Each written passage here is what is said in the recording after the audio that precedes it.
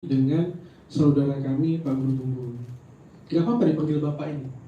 Gak apa-apa. Kalau di podcastnya Bang Haji Romaira mah Kang Guru soalnya. Iya. Pak Guru gak apa-apa. Juga sudah bersama kami Gus Wafi. Insya Allah kita hari ini akan berdiskusi dengan judul seputar isu nasab dan isu keislaman. Sebelum ini, latar belakang kenapa kami mengundang saudara kami Pak Guru Tunggul, karena beliau mengatakan juga beliau punya saham besar dalam isu nasab ini, dan insya Allah kita ingin berdiskusi dengan dengan suasana yang cukup kekeluargaan baik, alhamdulillah. Di awal sesi nanti kita akan awali dengan Pak Guru, kita berikan waktu selama kurang lebih 30 menit, beliau akan menyampaikan materinya, juga mungkin unek-uneknya kita berikan waktu selama 30 menit, setelah itu sesinya akan dua arah. Baik, ada pembukaan mungkin dari Pak Guru. Langsung silakan. Assalamualaikum warahmatullahi wabarakatuh. Diskusi kita seperti yang tadi saya sampaikan di belakang, bahwa kita tidak mungkin berdiskusi secara kekeluargaan. Di sini laki-laki semua, nggak ada anak-anaknya, ya nggak disebut kekeluargaan. Tapi gini, saya ingin menegaskan bahwa polemik nasab ini, kebanyakan yang beredar di masyarakat itu adalah polemik tentang sentimen-sentimen, bukan polemik terkait dengan akademik. Jadi kalau misalkan kita mau jujur, dari jutaan orang di Indonesia yang sekarang berdebat, berdiskusi, saling menghujat satu sama lain terkait dengan nasab, berapa orang di antara mereka yang mampu mengakses kitab-kitabnya Kiai Imad dan mengakses kitab-kitabnya Robitul Alawiyah? Sedikit sekali. Jadi yang benar-benar berdiskusi terkait dengan masalah-masalah akademik dan ilmiah itu jumlahnya sangat sedikit. Yang paling banyak itu adalah masalah-masalah yang berupa sentimen-sentimen.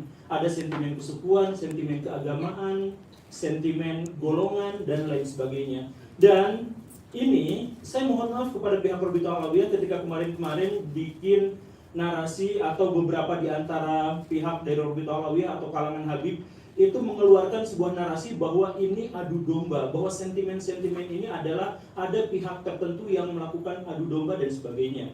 Ya tentu saja ada di antara mereka mungkin yang memanfaatkan situasi, tetapi masalah yang paling utamanya itu adalah, ayo kita introspeksi sama-sama bahwa polemik ini tidak dimulai dari Kiai Imad.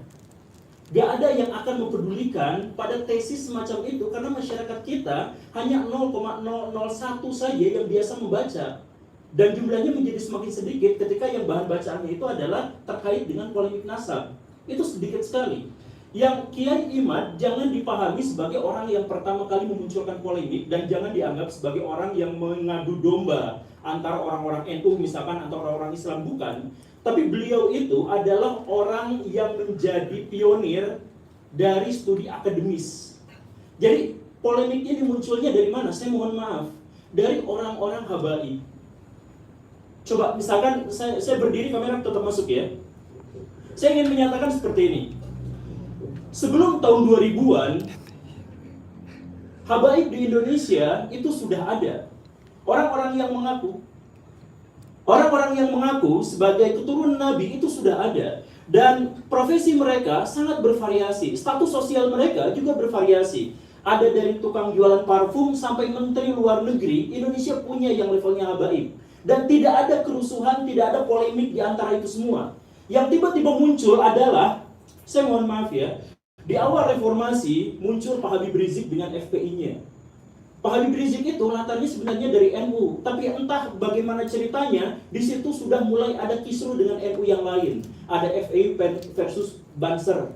Kemudian ada kerusuhan, ada serangan di sini dan di sana dan sebagainya. Nah, ini memunculkan apa? Di antara kaum muslimin itu memunculkan satu pikiran bahwa saya tuh gak setuju dengan Habib Rizik, saya tuh gak setuju dengan gerakan-gerakannya yang radikal, saya tuh gak setuju ketika kaum muslimin terlibat dalam percekcokan yang begini dan begitu. Banyak di antara kaum muslimin yang tidak setuju itu, tapi kemudian apa? Mereka tidak berani melawan, tidak berani menentang karena itu kan Habib. Ini kan keturunan Nabi. Jadi pada waktu itu ada dilema, ada polemik sebelum polemik itu menyeruak ke media, polemik di dalam hati kaum muslimin bahwa kami sebenarnya ingin menentang, ingin mengkoreksi pernyataan-pernyataan dari Pak Habib Rizik. Tapi kami gak berani karena itu adalah keturunan Nabi. Jadi di sini ada penghormatan yang sangat besar terhadap kaum muslimin, terhadap nabinya, terhadap junjungannya. Tetapi di sisi lain ada orang yang mengklaim ini adalah keturunan Nabi dan kontroversial. Kita nggak bahas dulu soal apakah Pak Habib Rizik itu benar atau salah. Kita nggak bahas itu. Kita bahas bahwa Pak Habib Rizik memunculkan polemik pada waktu itu terkait dengan masalah toleransi, terkait dengan masalah FPI, terkait masalah hal yang semacam itu. Dan setengah dari kaum muslimin, anggaplah ya, data kasarnya adalah setengah dari kaum muslimin kemudian tidak setuju dengan ini, tapi mereka tidak melakukan apa-apa. Ketidakberanian, takut kualat, ini keturunan Nabi. Dan kemudian ketika Pak Habib Rizik agak turun dengan cerita-cerita dan drama-drama di media massa itu, muncul sesuatu yang lebih besar. Pak Habib Bahar bin Smith melakukan persekusi dan kekerasan, intimidasi terhadap orang lain, lisan maupun perbuatan, dan itu direkam, dipublikasikan kepada media-media mainstream di Indonesia. Dampaknya apa? Balik lagi, ini mana ada keturunan Nabi seperti ini. Kami merasa malu, merasa jengkel, merasa takut, merasa terintimidasi. Saya harus katakan begini Baraya, kenapa yang datang ke diskusi ini cuma saya? Dan saya katakan, lebih dari setengah kolom komentar yang jumlahnya ribuan di satu video saya itu meminta saya untuk tidak hadir dalam acara ini. Kenapa? Saya mohon maaf. Dalam konteks ini, pihak Robito Alawiyah gagal untuk menyampaikan keamanannya kepada orang lain. Pihak orang-orang dari kalangan habaib gagal untuk menunjukkan bahwa kami itu baik, rahmatan lil alamin, soleh, tulus, ikhlas, baik hati, siap mentraktir. Gagal untuk menyampaikan itu ke publik, karena yang ditampilkan itu apa? Kekerasan atas nama habaib, bahwa kami itu boleh melakukan persekusi. Bahkan Pak Habib Bahar bin Smith di pengadilan, ketika beliau sedang diadili, kemudian ada saksi dan kemudian beliau mengatakan, kamu tahu nggak siapa saya? Saya adalah keturunan Nabi. Kalau kakek saya begini, kamu tahu kakek saya seperti ini, kenapa kamu memberatkan? Kamu membuat kesaksian yang memberatkan pada saya. Itu kan sebenarnya menyakiti kaum muslimin. Karena ada orang yang melakukan kekerasan atas nama Nabi, diadili tapi minta privilege. Siapa yang melakukan itu? Golongan habaib. Kalau misalkan kemudian tiba-tiba muncul bahwa kami sekarang sedang diadu domba antara kelompok ini dengan kelompok itu, bukan. Mungkin ada adu domba, tapi itu belakangan. Munculnya itu dari mana? Dari keresahan kaum muslimin, karena melihat di satu sisi kami mencintai, demi Allah kami mencintai Nabi. Dan wujud dari kecintaan kami terhadap Nabi adalah kami tidak akan mau menisbatkan kekerasan, kejahatan, dan kontroversi terhadap orang-orang yang mengklaim dirinya sebagai keturunan Nabi. Kan masuk akal kan begitu kan? Kecintaan terhadap Nabi adalah mensucikan beliau dari semua tindak tanduk yang mengangkangi syariat Islam. Nah, jadi permusuhannya sekali lagi ya, kita nggak bahas soal apakah Pak Habib Rizik itu benar atau salah, kita nggak bahas soal Pak Habib Bahar itu benar atau salah, kita nggak bahas itu. Kita membahas rasa takut dari kaum muslimin, rasa resah, rasa merasa terintimidasi. Karena di satu sisi, kaum muslimin sangat mencintai Nabi, tetapi di sisi lain, ada keresahan bahwa Nabi dikaitkan dengan tindakan-tindakan atau simbol-simbol dari kekerasan. Itu rasa sakit hati itu belum terobati sampai akhirnya muncul di video Pak Habib Bahar yang sangat kontroversial itu, kakinya diciumin oleh santri-santri yang ngantri jalan bebek. Coba rasakan betapa sakit hati dan marahnya kaum muslimin.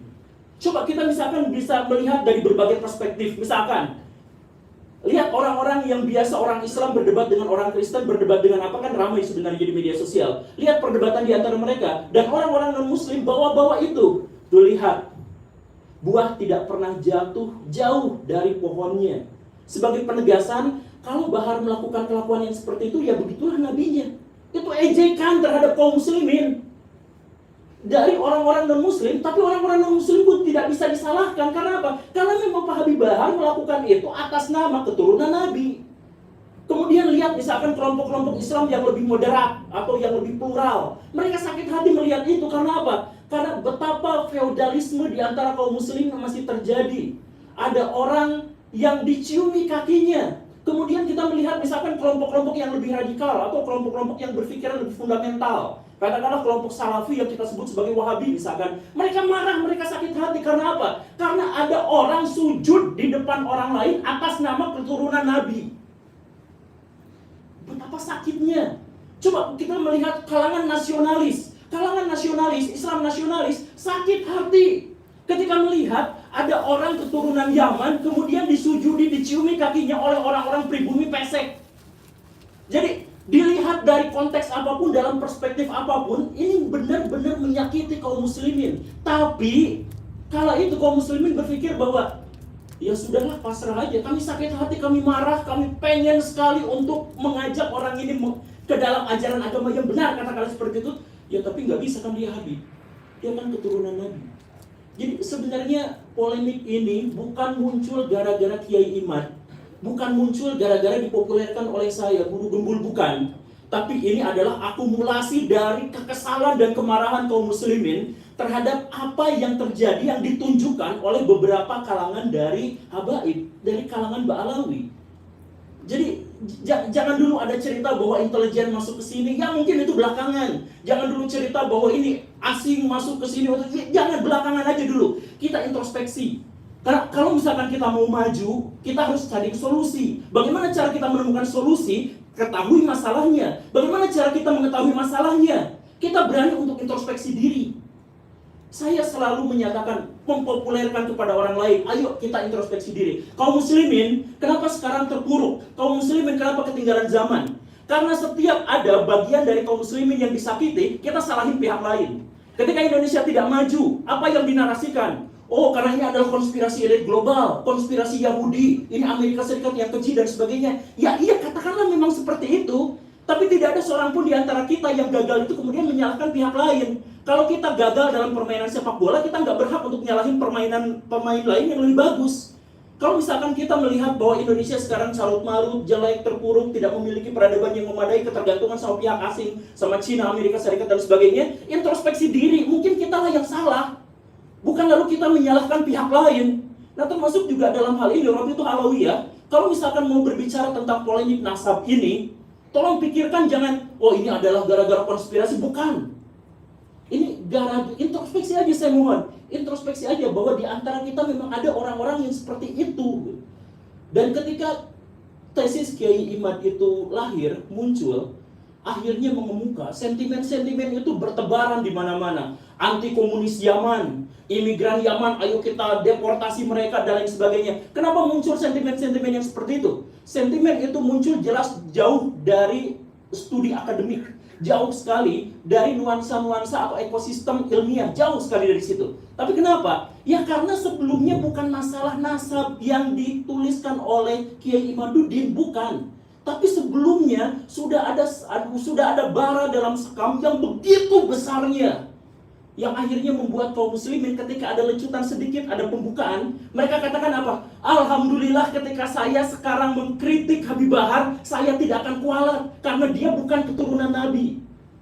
Jadi munculnya itu bukan alhamdulillah saya tetap bisa mengagungkan Nabi, saya tetap bisa menganggap Nabi sebagai figur yang ideal, yang kuat, yang bersih, yang baik hati, yang soleh, yang suri tauladan bagi seluruh manusia. Alhamdulillah. Karena ternyata orang-orang yang mengingkari akhlaknya itu bukan keturunan Nabi. Alhamdulillah. Jadi sentimen ini muncul bukan gara-gara Kiai Imad. Kiai Imad hanya membuka keran bahwa ketika mengkritik Pak Habib Rizik, ketika kita mengkritik Pak Habib Bahar, itu tidak apa-apa karena tidak ada hubungannya dengan Nabi. Itu saja. Dan lihat apa yang terjadi setelah itu. Yang terjadi video-video bertebaran, ditambah lagi video-video yang lain. Misalkan muncullah video yang kemudian saya juga tampilkan kemarin. Ada Habib yang mengatakan bangsa ini bisa menjadi bangsa yang kuat, yang teguh, tidak kena bencana dan sebagainya karena mencintai para habaib. Para habaib, kan beliau Habib Pak Novel Al-Idrus. Kemudian dikatakan, siapa yang berani mengkritik, mengkoreksi Habib, maka dia seperti iblis. Itu pernyataan tekstual, harfiah, literlaksnya seperti itu. Jadi bayangkan, kaum muslimin makin marah. dengan adanya video itu. Kenapa marah? Karena mereka mencintai Nabi. Kemarahan itu muncul karena mereka mencintai Nabi, dan di zaman Nabi diketahui secara persis bahwa Nabi tidak pernah anti kritik dan anti koreksi. Setiap ada musyawarah, para sahabat selalu bertanya, "Ya Rasulullah, apakah ini adalah wahyu ilahi atau ini adalah pendapat pribadi?" Kalau pendapat pribadi, ayo kita diskusikan. Dan banyak sekali riwayat-riwayat yang menjelaskan bahkan Nabi mengalah dari orang-orang yang mengkoreksinya. Waktu perang Uhud, kenapa kalah? Karena Nabi punya strategi, dibantah. Mendingan gini aja. Yang dijalankan bukan strategi Nabi, tapi adalah strategi para sahabat. Kalah beneran. Dan Nabi pada waktu itu tidak pernah menyalahkan. Demi Allah, tidak menyalahkan para sahabat yang mengusulkan strategi itu. Artinya apa? Ya, Nabi ikut musyawarah itu, Nabi kalah dalam perdebatan dan diskusi itu, kemudian setelah itu, ya sudah dibiarkan, dianggap sebagai bagian dari keputusan bersama. Ketika kalah, Nabi tidak pernah menyalahkan mereka semua. Ini Nabi. Lalu tiba-tiba muncul orang yang mengklaim sebagai keturunan Nabi, tiba-tiba mengatakan, kalau ada orang yang mengkoreksi habaib, maka mereka itu adalah iblis, atau serupa dengan iblis. Pak Novel Al-Idrus. Itu videonya sudah viral, saya yakin banyak di antara orang-orang di sini juga sudah melihatnya. Nah, kalau misalkan dari Ba'alawi tidak menyaksikan itu, tidak apa-apa. Kalau misalkan di antara Ba'alawi, di antara orang-orang itu lepas tangan dengan itu, ya nggak apa-apa. Tapi pahamilah bahwa kisruh ini, polemik ini, bukan dimulai dari adanya gerakan-gerakan intelijen untuk memecah belah kaum muslimin. Sekali lagi, kalaupun itu memang ada, jangan kita jadikan sebagai alasan untuk mencari kesalahan. Jadi, kalau misalkan saya melakukan perzinahan, saya bersumpah saya tidak akan nyalahin setan. Emang kerjaan setan itu untuk membisiki saya untuk melakukan kemaksiatan. Kan begitu. Jadi, kalau misalkan kita dipecah belah, jangan salahkan pihak yang memecah belah. Orang kerjaan mereka seperti itu. Salahkan diri kita kenapa kita bisa dipecah belah. Dan lagi-lagi ini jauh dari sentimen akademik. Makanya kalau misalkan kita ngadain debat publik misalkan yang seperti ini, saya pastikan, saya berani bilang, kalau misalkan kita mengadakan debat publik sampai 100 kali di berbagai universitas terkemuka, polemik ini gak akan berakhir. Satu-satunya cara untuk mengakhiri adalah, yuk introspeksi sama-sama, hentikan narasi-narasi di media sosial terkait dengan privilege dan penghinaan terhadap orang-orang yang dianggap suci dan orang-orang yang dianggap bersih di Indonesia di luar Ba'alawi. Coba, misalkan Baraya di sini, saya minta maaf, tapi coba langsung rasakan bagaimana sikapnya ketika ada orang yang mengatakan seperti ini. Sorbannya kiai-kiai itu derajatnya ada di bawah kaki dari Habib. Bahkan ketika Habib itu penzina, tukang narkoba, tukang mabok. Ada narasi seperti itu disebutkan, dipopulerkan oleh kalangan mereka sendiri. Jadi ketika polemik ini mengemuka, mereka langsung ngomong, jangan tetap jangan kritik habaib karena sorbannya, pecinya kiai-kiai itu derajatnya lebih rendah daripada kakinya Habib-Habib Ba'alawi itu yang tukang narkoba, yang tukang zina, tukang maksiat. Coba, orang kampung belajar Iqra. Orang kampung waktu kecil itu belajar tentang akidah, belajar tentang sejarah dari ustadz, dari kiai yang sangat mereka cintai. Lalu ada cerita bahwa kiai mereka derajatnya di bawah kaki habaib tukang narkoba. Rasakan bagaimana sakit hatinya mereka ketika mendengarkan narasi yang seperti ini. Bahwa kemudian Habib terbodoh itu 70 kali lipat lebih mulia daripada Habib terbodoh itu 70 kali lipat lebih mulia daripada kiai-kiai. Coba kalau misalkan kita ikut pengajian, kita ketemu sama orang yang kita saling tangan karena menganggap ilmunya luar biasa, memberikan kontribusi kepada kehidupan kita, memberikan pencerahan kepada kita, lalu dikatakan bahwa mereka itu nggak seberapanya dibandingkan dengan Habib paling bodoh.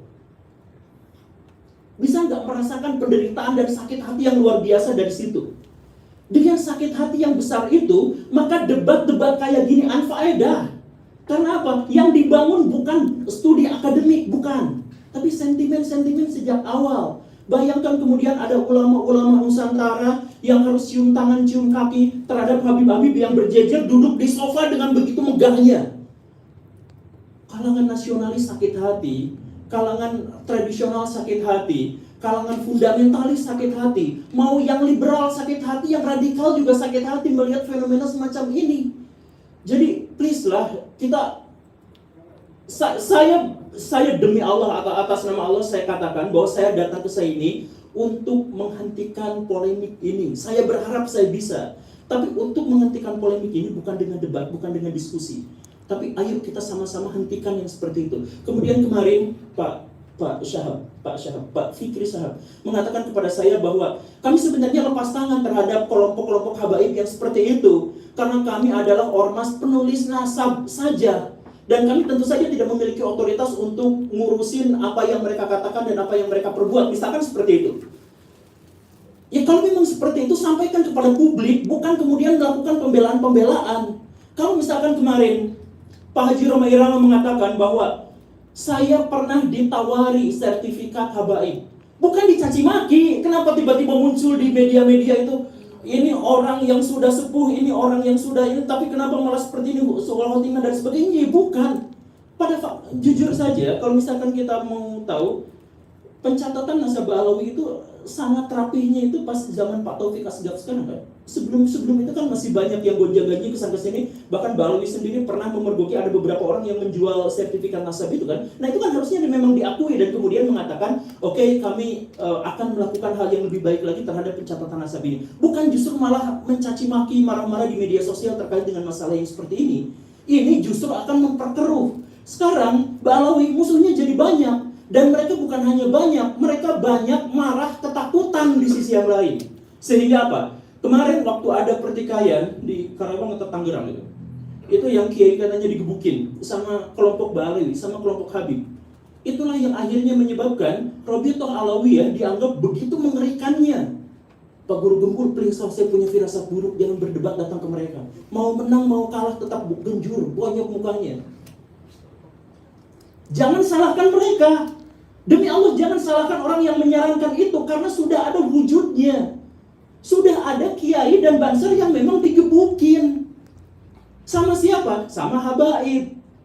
Sama orang-orang muhibin. Itu memang nyata, itu memang benar. Dan itu divideokan dan viral dan banyak orang yang menyaksikan. Jadi sekali lagi, ketika sekarang Balawi, ketika habaib di Indonesia itu digonjang-ganjing dengan begitu banyak isu, please introspeksi diri. Dengan cara itulah kita bisa menghentikan polemik. Kita bisa membangun bangsa yang lebih baik. Kita bisa membangun peradaban yang lebih besar. Kalau setiap orang insaf atas apa yang harus dia lakukan dan apa yang selama ini sudah dia lakukan. Saya yakin semuanya baik-baik saja. Ketika saya misalkan datang dan ketemu dengan Gus Wafi secara langsung, kok orangnya lucu ya? Dengan Pak Syahab, kok orangnya ramah ya? Kenapa gak seperti bayangan saya sebelumnya? Nah, jangan salahkan bayangan saya sebelumnya karena apa? Ya karena memang sudah terjadi seperti itu. Makanya untuk Robitoh Alawiyah saya minta, ini mah sebagai saran dari seorang yang lihat realitas. Ini saran. Nyatakan kepada publik misalkan bahwa kami lepas tangan dari tindak tanduk yang sangat kontroversial dari kalangan habaib itu, bahwa kami memang tidak bisa apa-apa. Sampaikan aja kepada publik. Kalau misalkan kemarin kemudian Gus Wafi mengatakan di videonya bahwa ini sebenarnya gara-gara ada habib-habib dari kalangan muda yang ilmunya belum banyak, tapi kemudian ini bukan sesederhana itu. Kalau misalkan 1-2 habib mungkin seperti itu, tapi kalau misalkan banyak, ini mungkin ada masalah kaderisasi. Jadi mungkin Pak Habib Bahar dan lain sebagainya itu, sejak dia umur 4 tahun, sejak dia melihat dunia, kakinya sudah dicium, tangannya sudah dicium, apa-apa sudah dilayani. Sehingga dia menjadi korban dari otoritas palsu yang dia rasakan selama ini. Mungkin saja. Jadi kaderisasi dalam hal ini, kemudian pendidikan dalam hal ini, sejak awal mari kita perbaiki sama-sama. Sekali lagi ya, kritik saya ini di depan Robitoh ini bukan karena kebencian, bukan karena apa, tapi ayo kita perbaiki sama-sama agar polemik ini selesai.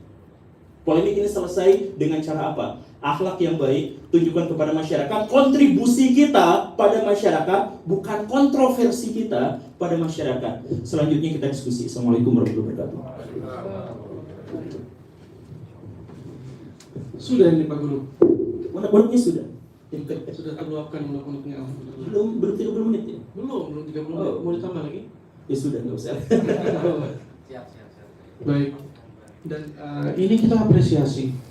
Ketika seseorang menyampaikan keresahannya, maka tugas kita adalah memahami, bukan menghakimi keresahan seseorang.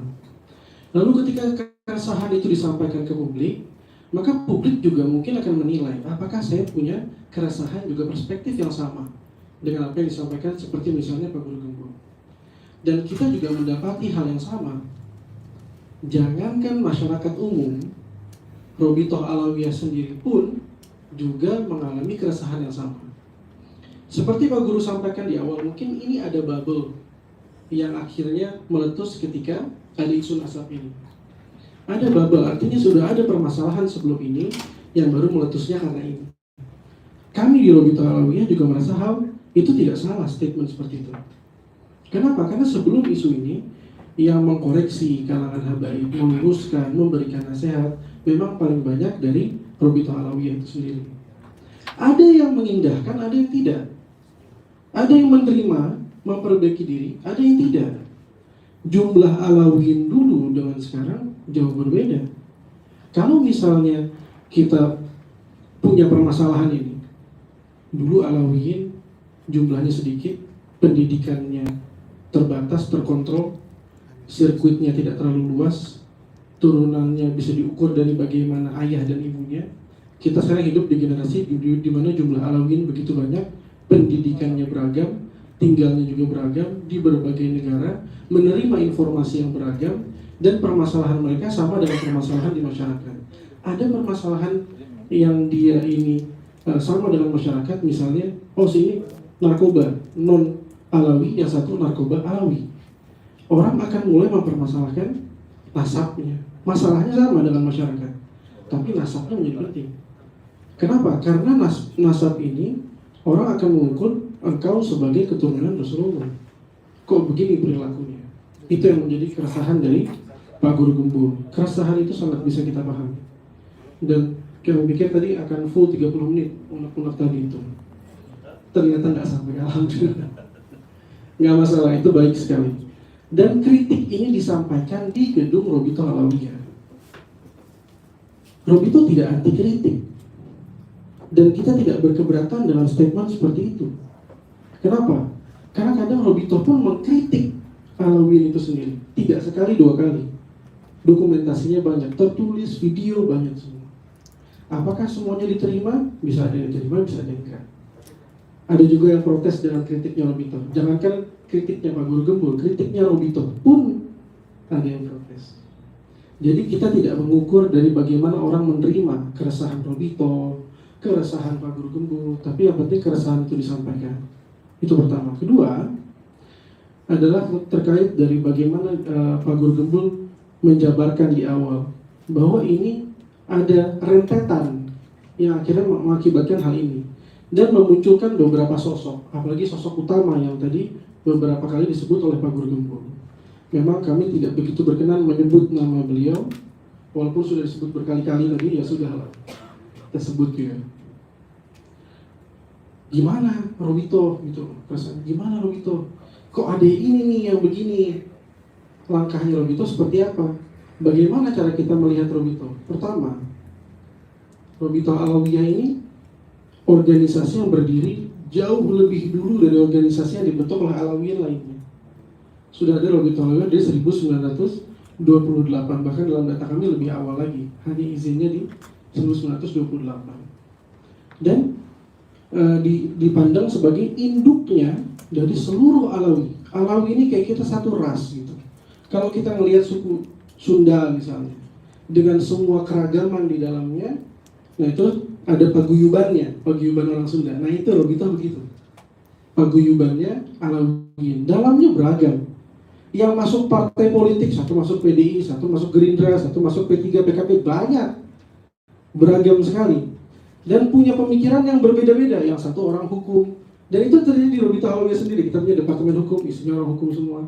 Kita punya departemen media, isinya orang media semua. Berbeda-beda karakternya.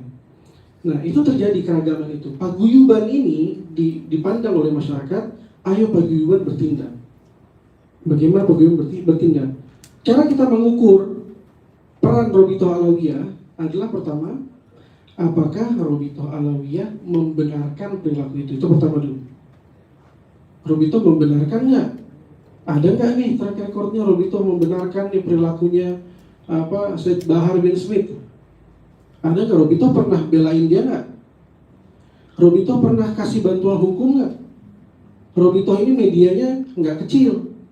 Ada media Robitoh Alawiyah yang official, ada Nabawi TV, media resmi Robitoh Alawiyah. Pernah nggak Robitoh mengendorse yang seperti itu?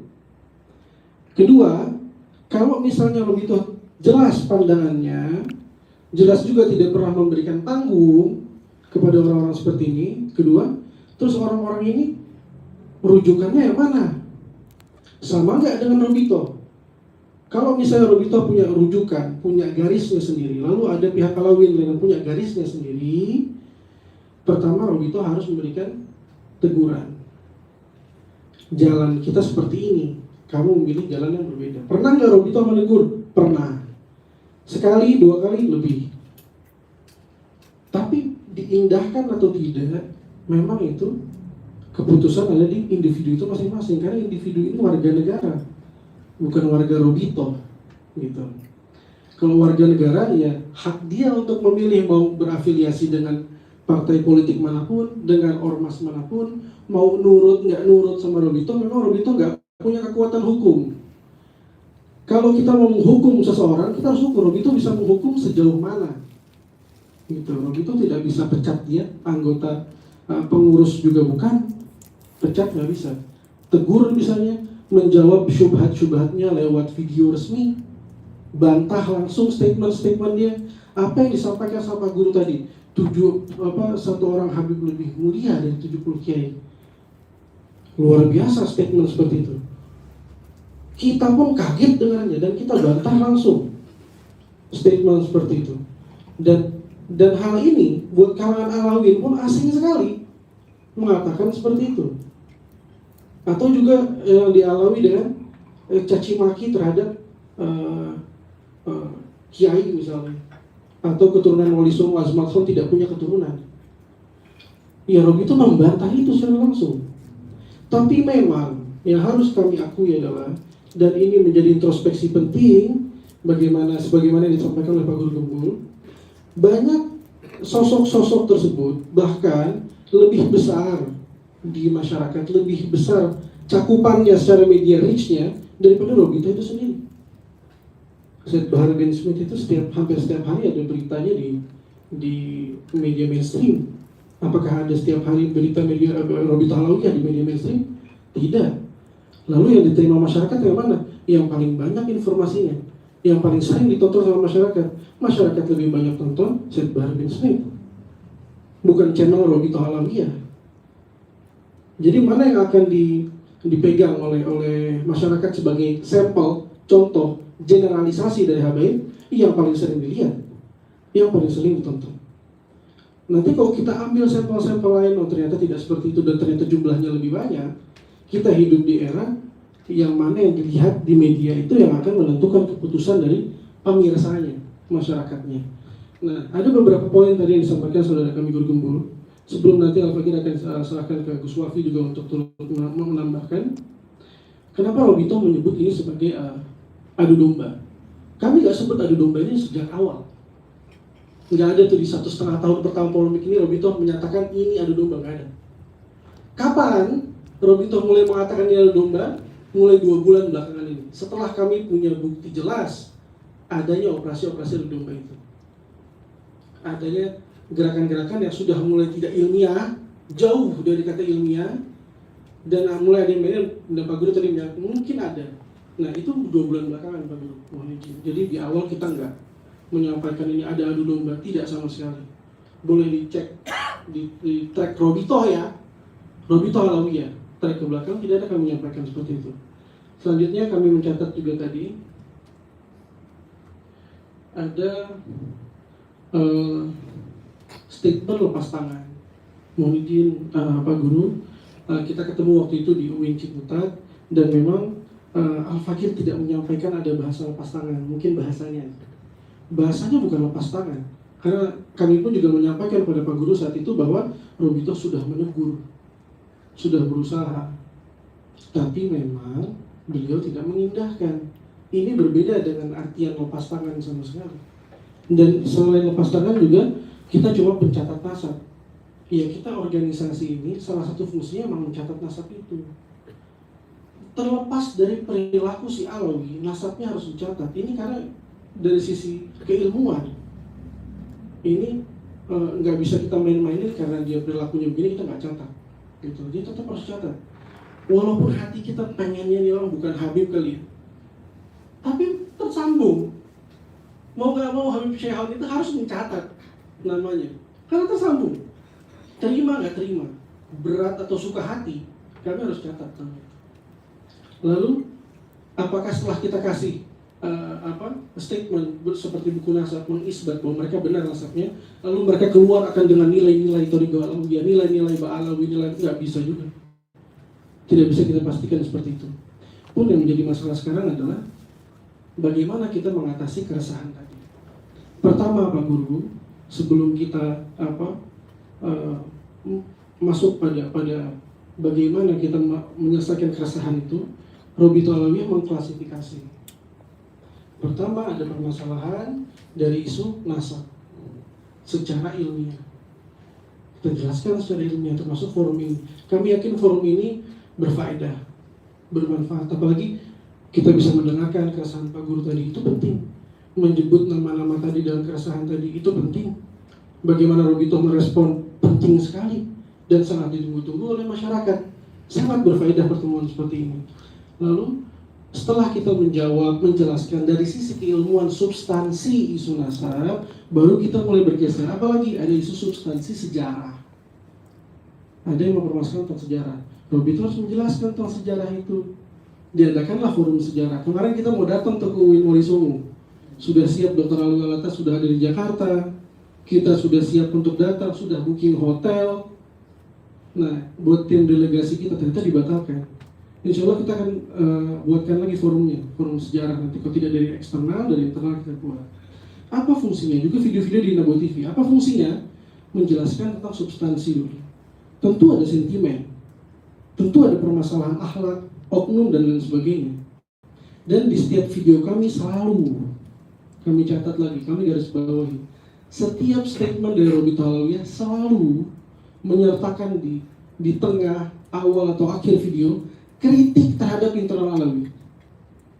Dari mulai awal kita buat video, Said Fikri Syahab menjelaskan tentang DNA. Perhatikan apa yang beliau katakan tentang kritik beliau terhadap Alawi. Cukup tajam. Kita buat video 14 menit, juga menyampaikan kritik untuk Alawi.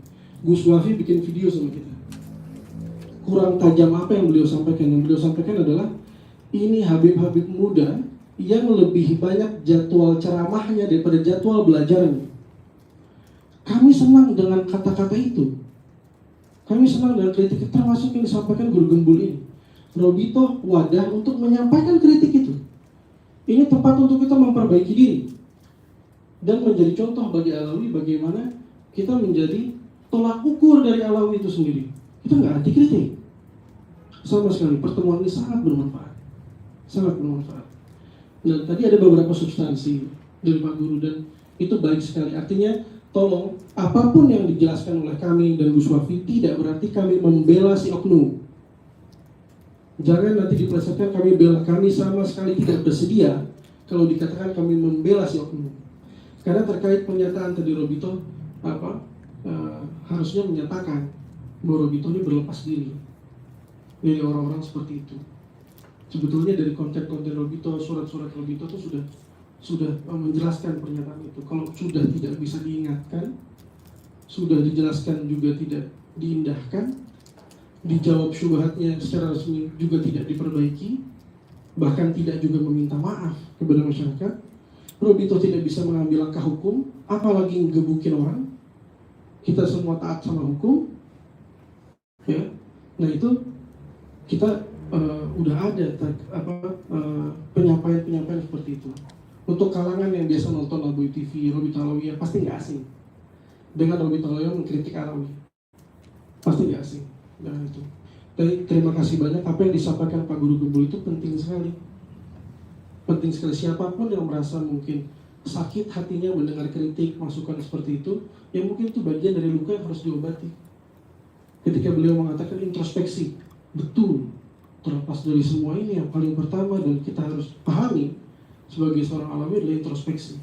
Itulah yang disampaikan juga oleh Ketua Umum kita, Habib Taufik. Beliau menyampaikan ini momennya introspeksi. Allah masih sayang. Bayangkan mulai muncul oknum-oknum yang keliru, melenceng ini, terus kita tidak diperbaiki oleh masyarakat misalnya. Kita memberikan teguran tidak diindahkan, masyarakat sekarang peduli dengan itu, kritis dengan itu, akhirnya kita bisa memperbaiki diri. Kalau Allah biarkan, bisa lebih banyak lagi oknum seperti ini ke depan. Jadi kami sangat bersyukur dengan kritik-kritik seperti ini. Kritik ini membangun, bukan menjatuhkan. Kira-kira sekian dulu dari kami serahkan ke Sofi. Boleh. Silakan Pak Guru. Boleh. Iya, itu mah curhatnya. Silahkan mau ditanggapi bagaimanapun, saya juga nggak akan nanggapin lagi. Saya tuh membagi, jadi saya minta waktu curhat untuk itu saja, untuk menyampaikan keresahan dan kemarahan. Nah, sisanya, ayo kita misalkan diskusi terkait dengan yang lebih. Jadi, kalau misalkan habis ngebahas apa yang saya sampaikan, ya boleh-boleh saja. Cuman maksudnya, kita cuma punya waktu sampai jam 12 lah ya, atau mungkin... Iya, sore. Kita kirain tadi kan pemaparan tadi harus dijawab. Karena tadi memang nggak ada isu nasabnya belum keluar. Ya, belum. Jadi maksudnya gini, hal paling penting dari kritik terhadap perilaku itu adalah jawaban dari perilakunya, bukan jawaban lisannya. Jadi saya sangat berharap bahwa pihak Robitul Alawiyah dengan semua komponen, dengan semua kekuatannya itu sampai bisa keliling dunia untuk mengumpulkan kembali manuskrip-manuskripnya itu, mendingan biaya seperti itu digunakan untuk dalam tanda kutip ya menyelesaikan masalah ini bukan hanya dalam konteks itu, tapi dari konteks yang lebih berbahaya, yaitu sentimen masyarakat. Jadi sentimen masyarakat. Jadi kalau misalkan tadi ini jawaban dari untuk Pak Guru Gembul, ini jawaban untuk ini. Bukan, kalaupun saya terjawab ya gak apa-apa. Bahkan saya sudah dijawab ketika saya datang ke sini, kemudian dikasih makan, dikasih air minum dan sebagainya. Sentimen itu hilang, bahkan sebelum itu pun sebenarnya udah hilang. Tapi jadi sentimen itu dijawabnya bukan dengan kata-kata, bukan dengan lisan, tapi dengan perilaku dan perbuatan. Jadi mendingan kita langsung diskusi soal itu. Tapi kalau misalkan mau ya silakan Gus Wafi, kalau misalkan mau ngomong sesuatu gitu ya. Cuman apa yang disampaikan oleh Pak Guru itu murni dari pemikiran beliau. Karena yang saya lihat memang pemikiran yang disampaikan oleh Pak Guru Gembul itu muncul di beberapa media sosial, sehingga di sini saya anggap Pak Guru Gembul sebagai wasilah untuk menyampaikan hal tersebut. Dan saat ini bismillah saya akan menjawab sesuai apa yang saya pahami. Yang pertama, di sini Pak Guru menyampaikan polemik ini tidak keluar oleh Kiai Iman. Polemik ini tidak kemudian keluar dari Kiai Iman.